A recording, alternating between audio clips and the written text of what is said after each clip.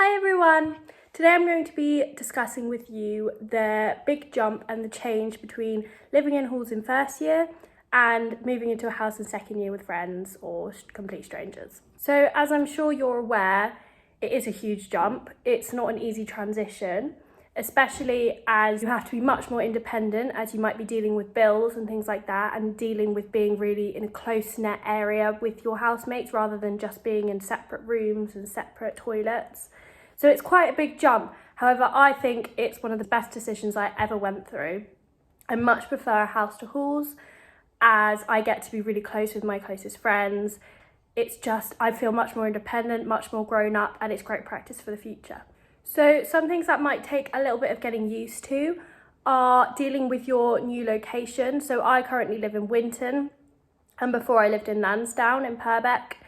And it definitely takes time to work out new bus routes, new shops around you, the local supermarket, local pharmacy and everything like that. 100% worth it.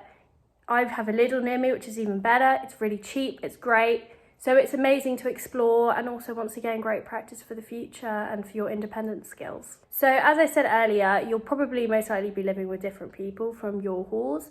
Not always, obviously. If you love your flatmates, then fair enough, you move in with them. Living in halls with your friends or people you know, and living in a house with people you know is a very different situation, as you'll be sharing not only a living space like you did in halls, but you'll most likely be sharing a bathroom, whereas most people had their private bathroom in first year.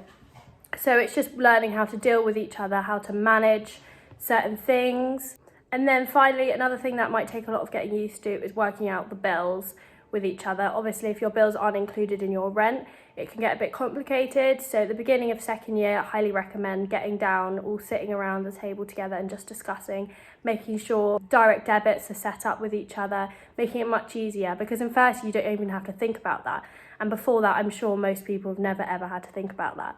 So it's quite a big jump. I think it's one of the best decisions I've ever had, having bills not included, because now I know when I want to move into a house by myself, I'll know how to manage it, what the right amount usually is, to be careful with how much I'm spending and everything like that. To help out with anyone that is soon moving into a house in second year and they are wanting to work out their bills, I'll give you a list here of certain companies that I've worked with that are very good with managing bills for water, gas, electricity, and etc.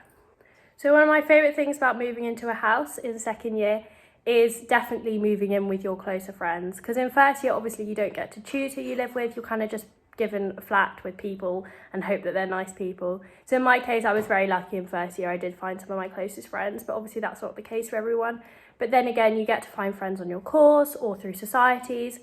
So then you can choose to move in with them in second year, which is really lovely. And then you'll also most likely be living really close to friends. So I've got friends on the same road as me, which is great fun. So it just makes everything feel much more grown up, which is really, really exciting. So finally, I did a little experiment for myself just to work out what most people think, because obviously I'm only saying my opinion here on the difference between house and halls. I spoke to 10 of my friends and asked them whether they prefer house or halls. I will show you here. So 80% say they prefer living in a house and 20% say they prefer living in halls. I'm sure some people prefer living in halls because everything's a bit closer and easier. Obviously bills you don't have to deal with.